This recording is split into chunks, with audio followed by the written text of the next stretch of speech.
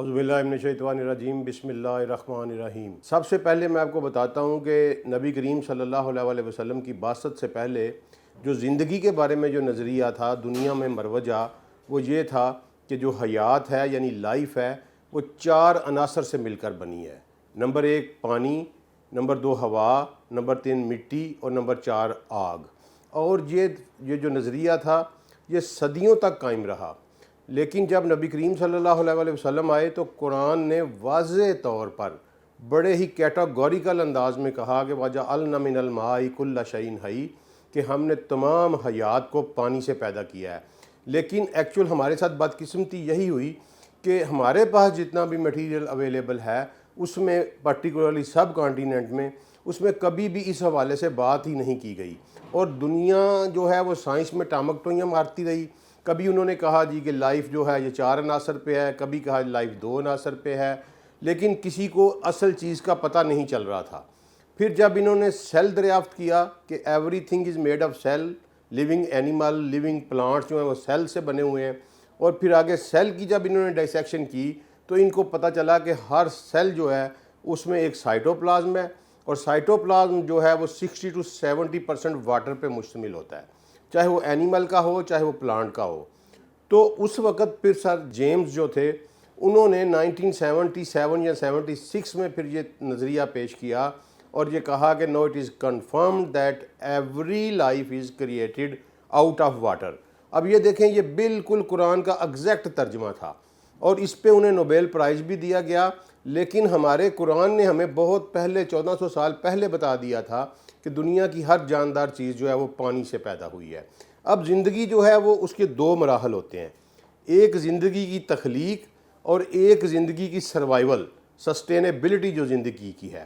اب حیات جو ہے وہ پیدا تو پانی سے ہوئی، لیکن حیات جو سسٹین کر رہی تھی وہ پودوں سے کر رہی تھی۔ انسان چاہے حیوان جو کچھ بھی کھاتے ہیں ان کا بیسک جو ہے وہ پودوں سے آتا ہے۔ مثلا فار ایگزامپل چلیں آپ سبزیاں پھل وغیرہ تو کھاتے ہیں اور وہ درختوں سے آتے ہیں، لیکن آپ جو جانور کھاتے ہیں، جو گوشت کھاتے ہیں، ان کی خوراک بھی پودے ہیں، تو وہ انڈائریکٹلی پودوں سے ہی وہ ساری چیزیں جو ہیں وہ بن کے آپ کی طرف پہنچ رہی ہوتی ہیں۔ دالیں پیدا ہوتی ہیں پودوں سے پیدا ہوتی ہیں، جانور چاہے بینز کھا رہا ہے چاہے وہ کھا رہا ہے، اور اگر کوئی گوشت خور جانور ہے وہ جن جانور کو کھا رہا ہے وہ ہربیورس کو ہی کھا رہا ہے۔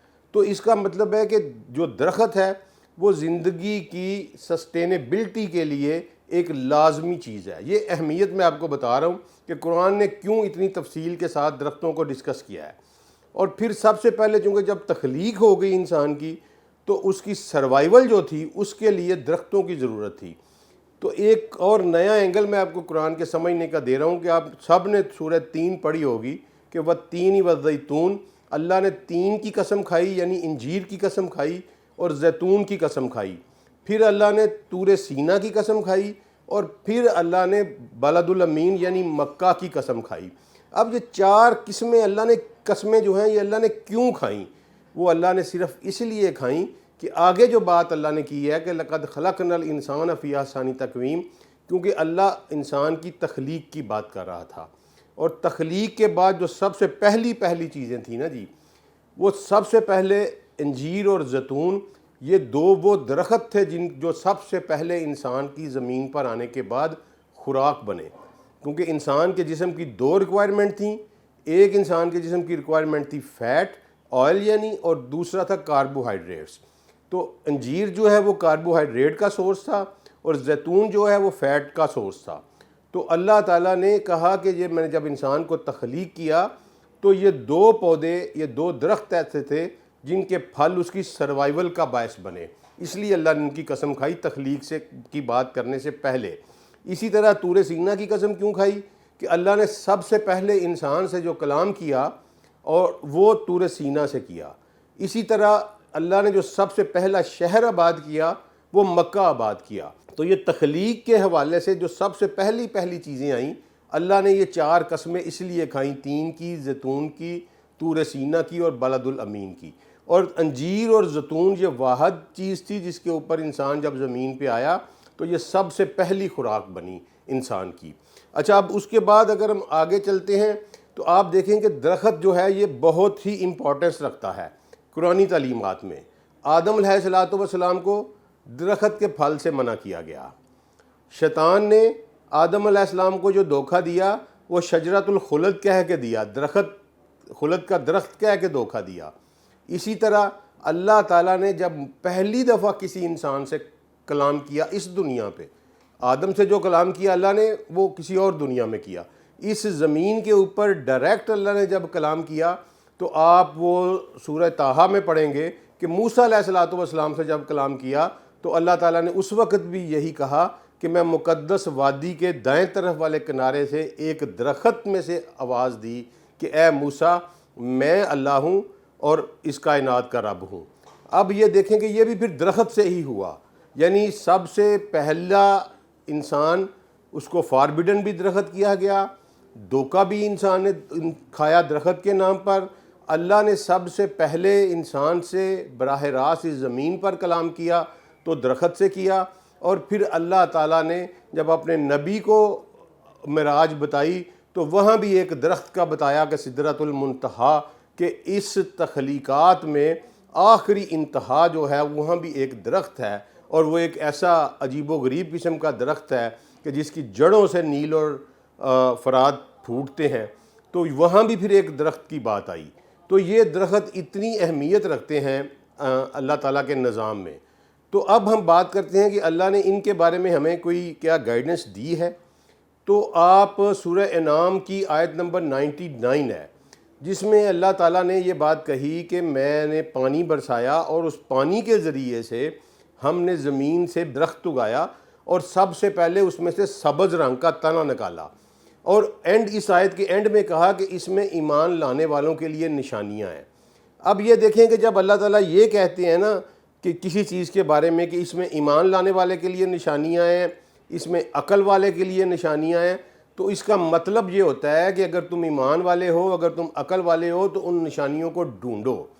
اب سائنس کیا چیز ہے، میں کیوں اس پہ زور دیتا ہوں، بعض لوگ اس پہ تنقید بھی کرتے ہیں، لیکن میں اس لیے زور دیتا ہوں کہ جب اللہ آپ سے کہہ رہا ہے کہ آپ نشانیوں پہ غور کریں، تو فار ایگزامپل ایک درخت اگر اگا ہوا ہے اور اللہ کہتا ہے کہ اس میں میری نشانیاں ہیں غور کرنے والوں کے لیے، تو آپ اللہ کے حکم کے تابع میں جب ان نشانیوں کے اوپر غور کرتے ہیں تو پھر وہ ایک علم واضح وجود میں آتا ہے.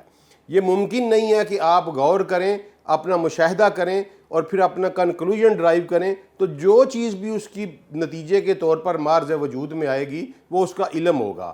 فار ایگزامپل آپ ایک درخت کے اگنے پہ غور کرتے ہیں، آپ دیکھتے ہیں کہ سیڈ کو پانی دیا، وہ پھولا، اس نے جرمینیٹ کیا، اس میں سب سے پہلے سٹیم نکلا سبز رنگ کا، اور اس کے بعد وہ پھر جوان ہوا، پتے نکلے، شاخیں نکلیں، پودے پھول بنے، پھول نے پولینیشن کی، پولینیشن نے جو ہے پھل بنایا. تو یہ سارا جب آپ غور کر کے پین ڈاؤن کریں گے تو یہ باٹنی کا علم بن جائے گا. اور یہی خدا کا مقصود ہے کہ اللہ بار بار یہ کہہ رہا ہے کہ میں نے سورہ انعام میں کہ میں نے اگایا درخت کو، اور سب سے یعنی یہ سیڈ جرمینیشن کا جو پروسیس ہے نا، اللہ انیشیٹ کر رہا ہے، آپ کا اگنائٹ کر رہا ہے. اگنیشن ہے، اللہ تعالیٰ اگنائٹ کرتے ہیں، اور اگنائٹ کیا انہوں نے کہ یہ دیکھو تم سیڈ جرمینیشن کے پروسیس کے اوپر غور کرو کہ جب وہ سیڈ تم نے پھینکا اور وہ پانی اس کو دیا گیا تو اس میں سے سبز رنگ کا سب سے پہلے پتا نکلا. تو دس از دا جرمینیشن پروسیس. انسان کو اگنیٹ کیا کہ اب آگے چلو، اس کے خود چلو آگے. نیچر آگے انگلی پکڑ پکڑ کے آگے چلتی ہے اور پھر سائنس بنتی ہے. اس لیے سائنس اور قرآن کبھی بھی متحارب نہیں رہے. فرق صرف اتنا ہے کہ جب سائنس کی جو ورڈکٹ ہے وہ ویریبل ہے اور قرآن کی جو ورڈکٹ ہے وہ انویریبل اور ڈیفینٹ ہے. بس یہی فرق جب ملحوظ خاطر رکھا جائے گا تو قرآن اور سائنس میں کبھی ٹکراؤ نظر نہیں آئے گا.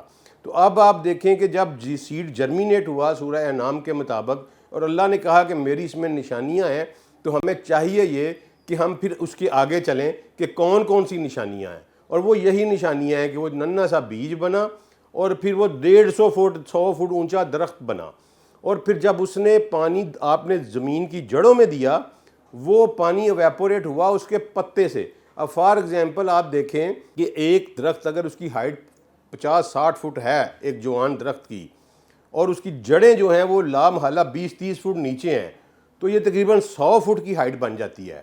اب پانی اس نے جڑوں سے لیا اور آخری پتے تک پہنچایا تو کون سا پمپ لگا ہوا ہے اس میں درخت میں جس نے، ورنہ پانی تو آپ 1 فٹ نہیں اٹھا سکتے بغیر پمپ کے. تو اللہ نے کہا کہ اس میں میری نشانیاں ہیں. وہ نشانی کیا ہے کہ اللہ کہتا ہے وہ پمپ ڈھونڈو اس میں جو میں نے اس میں لگایا ہوا ہے. تو وہ پمپ جو ہے وہ زائلم ہے، جو ہم سائنس نے اس کو ڈھونڈا کہ وہ زائلم کے ذریعے ٹریول کر کے آخر تک چلا جاتا ہے. تو یہ اللہ تعالیٰ اگنائٹ کرتا ہے، سائنس کو کی دعوت دیتا ہے کہ تم غور کرو اس کے اوپر. اچھا، اسی طرح پھر اللہ تعالیٰ نے سورہ رعد میں آیت نمبر 3 ہے، دنیا میں کبھی بھی یہ کنسیپٹ نہیں تھا کہ پودوں میں جنس ہوتی ہے، یعنی میل اور فیمیل پودے ہوتے ہیں.